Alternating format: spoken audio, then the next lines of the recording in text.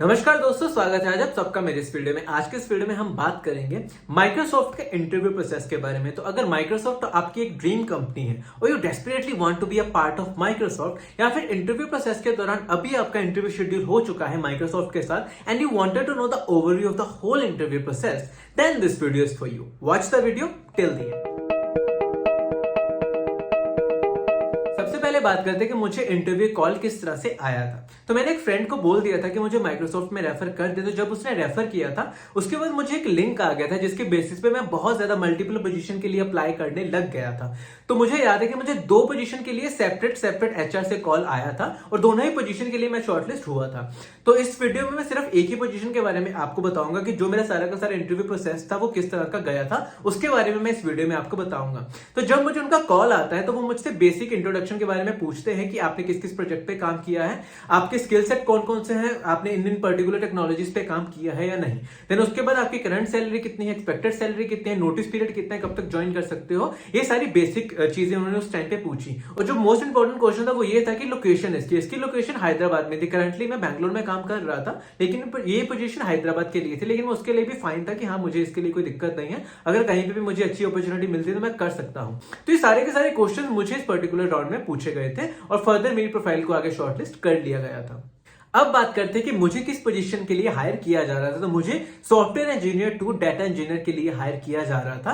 तो इसमें सबसे पहले मुझे एचआर ने ये चीज बताई कि एक कोडिंग असेसमेंट राउंड होगा। अगर आप उस राउंड को क्लियर कर लेते हैं तो उसके बाद आपके 3 टेक्निकल डिस्कशन राउंड होंगे, देन उसके बाद एचआर डिस्कशन होगी। अब बात करते हैं फर्स्ट राउंड ऑफ डिस्कशन के बारे में, जो कि था कोडिंग असेसमेंट राउंड। ये कोडेलिटी प्लेटफॉर्म पर होने वाला था और इसमें मुझे 135 मिनट का टाइम दिया था, यानी कि 2.25 आवर का टाइम दिया था। इसमें मुझसे 4 क्वेश्चन पूछे गए थे। तो जो पहला क्वेश्चन था वो काफी ज्यादा इजी था एसक्यूएल कमांड के बेसिस पे, जिसमें कुछ मार्क्स कम ज्यादा के बेसिस पे कुछ पैरामीटर्स फाइंड करके उनको आउटपुट देने थे। वो काफी इजी लग रहा था। बाकी जो 3 कोडिंग क्वेश्चन थे उनमें पहला क्वेश्चन स्ट्रिंग के बेसिस पे जो कि बहुत ही ज्यादा इजी लेवल का था। उसके बाद जो 2 क्वेश्चन थे, एक क्वेश्चन एरे वेक्टर के बेसिस पे था जो कि मीडियम लेवल का क्वेश्चन था, और उसके बाद एक क्वेश्चन ट्रीज के बेसिस पे था जो कि हार्ड लेवल का क्वेश्चन था। By the end of this interview मुझे ये चीज पता चल गई कि मैंने चारों के चारों क्वेश्चन डेफिनेटली सबमिट कर दिए हैं और मैं इस राउंड से डेफिनेटली शॉर्टलिस्ट हो ही जाऊंगा।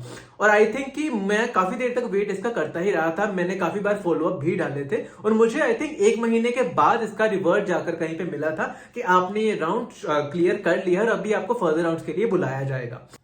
अब बात करते हैं सेकंड राउंड के बारे में, जो कि एक टेक्निकल राउंड था। इसमें मुझे मोस्टली डीएसए के बेसिस पे क्वेश्चन पूछे गए थे। सबसे पहले तो उन्होंने अपनी बेसिक इंट्रोडक्शन दी और उसके बाद उन्होंने मुझसे बेसिक इंट्रोडक्शन के बारे में पूछा। तो मैंने अपने बारे में उनको सब चीजें बताई, प्रोजेक्ट्स के बारे में भी एक्सप्लेन करके बताया था। तो उसके बाद उन्होंने प्रोजेक्ट के बारे में काफी ज्यादा फॉलोअप क्वेश्चन पूछे थे कि तुमने इस प्रोजेक्ट में क्या क्या रोल्स एंड रिस्पॉन्सिबिलिटी निभाई है, या फिर तुमने कभी एज ए लीडरशिप की तरह किसी में काम किया है, एक्सेट्रा एक्सेट्रा। तो ये सारे क्वेश्चन मुझे उस दौरान फॉलोअप क्वेश्चन के बेसिस पे मिले थे।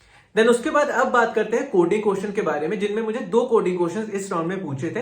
सबसे पहला क्वेश्चन 3 सम के बेसिस पे था। तो ये सारा का सारा क्वेश्चन जो अभी आप रीड कर रहे हैं, इसका मैं लिंक डिस्क्रिप्शन में मेंशन कर दूंगा।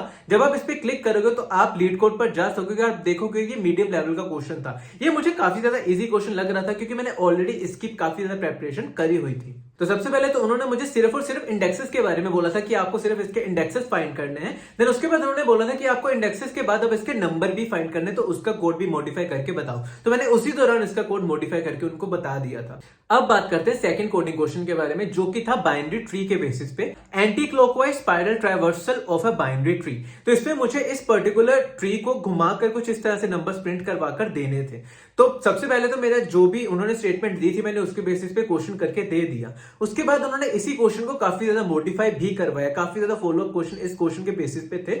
मुझे जितना पहला क्वेश्चन इजी लग रहा था, जो मैंने इतनी जल्दी जल्दी करके दे दिया था, ये क्वेश्चन करने में मुझे काफी ज्यादा टाइम लग गया था। और इसमें मुझे जो भी वो फॉलोअप क्वेश्चन भी पूछ रहे थे उस पर भी काफी ज्यादा टाइम चला गया। But luckily in the end मैंने सारा का सारा क्वेश्चन उनको सॉल्व करके दे दिया था। अब बात करते हैं थर्ड राउंड के बारे में, जो कि फिर से एक टेक्निकल डिस्कशन राउंड होने वाला था और इसमें भी मुझसे प्रॉपर्ली कोडिंग क्वेश्चंस ही पूछे थे। सबसे पहले उन्होंने अपनी बेसिक इंट्रोडक्शन के बारे में बताया, फिर मैंने अपनी बेसिक इंट्रोडक्शन दी। जो भी मैंने प्रोजेक्ट एक्सप्लेन किया हुआ था उन्होंने उस प्रोजेक्ट के बेसिस पे काफी ज्यादा फॉलोअप क्वेश्चन पूछे। देन उसके बाद उन्होंने 2 कोडिंग क्वेश्चन मुझसे पूछे थे, जिनमें सबसे पहला क्वेश्चन ये था, find the index of a first occurrence in a string. तो ये काफी ज्यादा इजी क्वेश्चन मुझे उस टाइम पे लगा और मैंने जल्दी जल्दी ही ये बनाकर उनको उसी टाइम पे दे दिया था। देन उसके बाद उन्होंने नेक्स्ट क्वेश्चन मुझसे वही क्वेश्चन पूछा जो पहले इंटरव्यू में भी पूछा गया था, एंटी क्लॉकवाइज किसी भी ट्री को स्पाइरल ट्रैवर्सल उसका करना था। तो वही क्वेश्चन मैंने उनको बता दिया था कि मुझसे ये क्वेश्चन ऑलरेडी पूछ लिया गया है, तो आप इस क्वेश्चन को चेंज कर सकते हैं। तो उसके बाद उन्होंने मुझसे नेक्स्ट क्वेश्चन एक और पूछा जो कि था कॉइन चेंज के बेसिस पे। ऑलरेडी एक पर्टिकुलर क्वेश्चन मुझे बहुत ही ज्यादा इंटरव्यूज में पूछा गया था, तो मुझे इसकी प्रेपरेशन काफी ज्यादा अच्छे से हो गई थी कि इसको किस तरह से एक्सप्लेन करके बताना है। तो जिस भी तरह से मैंने उनको सबसे पहले ये कोड लिख कर दिया, उसके बाद मैंने एक एक चीज उनको एक्सप्लेन करके दी और मैंने उसको काफी अच्छे से इलेबोरेट करके उनको बता दिया था, जो कि जब मैं बता रहा था तो मुझे रियलाइज होने लग गया था कि मैं इस राउंड को प्रॉपर्ली क्लियर कर ही लूंगा, क्योंकि मेरा वो राउंड काफी ज्यादा अच्छा जा रहा था, क्योंकि मैंने वो क्वेश्चन काफी बार किया हुआ था। और थोड़ी देर के बाद सिंस की एक ड्राइव चल रही थी कि एक ही दिन में सारे के सारे इंटरव्यू कंडक्ट करवाने थे, तो मैंने एचआर को उसी टाइम पे कॉल किया था।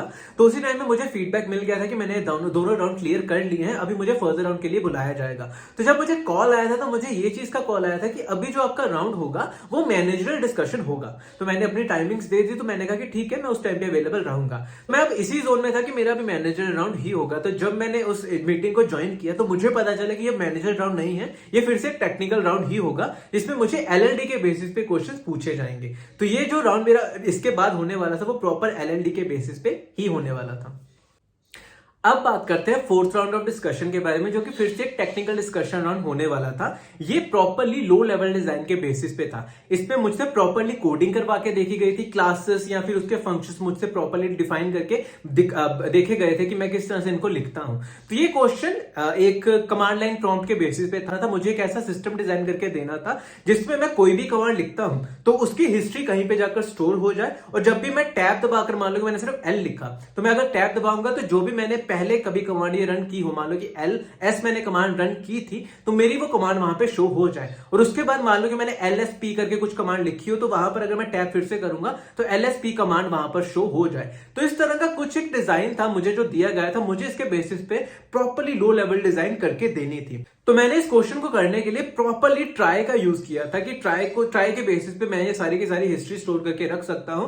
उसके बाद मैंने उनको प्रॉपर्ली क्लासेस डिफाइन करके दी कि क्या क्या क्लासेस होंगी, कौन कौन से फंक्शंस आप यहां पर स्टोर कर सकते हो, किस तरह से ये सारी कमांड वर्क होंगी। मैंने वो सारा का सारा क्लास और उनके बेसिस पे जितने भी फंक्शन थे वो सारे के सारे उनको उस दौरान बनाकर दे दिए थे। By the end of this interview मेरे इंटरव्यूअर काफी ज्यादा इंप्रेस हो गए थे मुझसे। ये इंटरव्यू सिर्फ 1 घंटे का होने वाला था, लेकिन ये एक्सटेंड होकर 1.5 आवर का हो गया था। और जो मैं चीजें बता भी रहा था उस पे मुझे भी काफी ज्यादा मजा आ रहा था। बहुत ज्यादा चीजें मुझे भी नई चीजें डिस्कवर करने में उस टाइम पे मिली थी, और इवन की इंटरव्यूअर भी लग रहे थे कि काफी ज्यादा इंप्रेस हो चुके हैं। By the end of this interview उन्होंने मुझे खुद ही बोला था कि इंटरव्यू आपका काफी ज्यादा अच्छा गया है, मैंने सुबह से काफी ज्यादा इंटरव्यूज लिए हैं, लेकिन this is the best interview that I took today. तो जब मैंने ये चीज सुनी तो मुझे और चीज लगने लग गया कि शायद मैं काफी ज्यादा अच्छा परफॉर्म कर चुका हूं, तो मुझे इन दी एंड डेफिनेटली ऑफर लेटर मिल ही जाएगा। तो उसी के बाद मुझे 2-3 दिनों के बाद ही कॉल आ जाता है एचआर का, क्योंकि मुझे ये चीज कहते हैं कि आप ये इंटरव्यू क्लियर कर चुके हो, फर्दर राउंड की डिस्कशन होगी। तो उसमें मेरे बेसिकली सैलरी डिस्कशन होने वाली थी। सैलरी के लिए मैंने उनको ऑलरेडी बोल दिया था कि मेरा भी ये एक्सपेक्टेड सैलरी है, क्योंकि जब ये राउंड शुरू हो रहे थे तो मेरा एक्सपेक्टेड सैलरी बहुत कम था। उसके बाद 1 महीने का टाइम चला गया था जिसमें मैंने 2 और ऑफर लेटर उठा लिए थे। तो उस पे मैंने उनको सिर्फ ये चीज बोली कि अभी जो मेरा एक्सपेक्टेड सैलरी है वो इतना है, जो कि उनके बजट से काफी ज्यादा बाहर हो रहा था। उस टाइम पे अगर मैं सीटीसी की बात करूं तो माइक्रोसॉफ्ट ज्यादा सीटीसी ही दे रही थी, लेकिन मुझे बेसिक सैलरी पे ज्यादा फोकस करना था कि मुझे बेसिक सैलरी ज्यादा चाहिए थी, जिसके कारण मैं उनको ये चीज कह रहा था कि अगर आप बेसिक सैलरी मीट कर पाओगे तो ठीक है, नहीं तो मैं दूसरा ही ऑफर लेटर लेकर उसी को ही ज्वाइन करूंगा। तो जब मुझे ये चीज पता चली कि वो बेसिक सैलरी नहीं ही बढ़ाएंगे या फिर उस तरह से नहीं बढ़ाएंगे जिस तरह से मैं चाहता था, तो मैंने उनको डायरेक्टली बोल दिया था कि मैं फिर माइक्रोसॉफ्ट में नहीं ही आऊंगा या फिर इसको ज्वाइन नहीं करूंगा। तो उसके बाद उन्होंने मुझे फर्दर इसके लिए ऑफर लेटर नहीं दिया था, लेकिन हाँ, जो भी मेरा एक्सपीरियंस है इस पूरे के पूरे इंटरव्यू प्रोसेस के दौरान, वो मेरा काफी ज्यादा इंटरव्यूज में हेल्पफुल साबित रहा था। स्पेशली जो लास्ट राउंड गया था मेरा लो लेवल डिजाइन का, वो one of the best round था, और वही राउंड के कारण मैं फर्दर जितने भी मेरे अभी लो लेवल डिजाइनिंग या फिर सिस्टम डिजाइनिंग होती है, मैं उनमें बहुत ज्यादा कॉन्फिडेंट फील करता हूं, क्योंकि मेरा वो राउंड काफी ज्यादा अच्छा गया था। उस पर मुझे बहुत ही ज्यादा चीजें सीखने को मिली थी। तो ये मेरा सारा का सारा इंटरव्यू एक्सपीरियंस था माइक्रोसॉफ्ट के साथ। अगर आपका कोई भी डाउट रहता है तो आप कमेंट सेक्शन में जाकर कमेंट कर सकते हैं। अगर आपको कोई भी सजेशन लेनी हो उसके बारे में भी आप कमेंट करके बता सकते हैं। इसी के साथ आज के लिए बस इतना ही, फिर मिलते हैं अगली वीडियो में। धन्यवाद।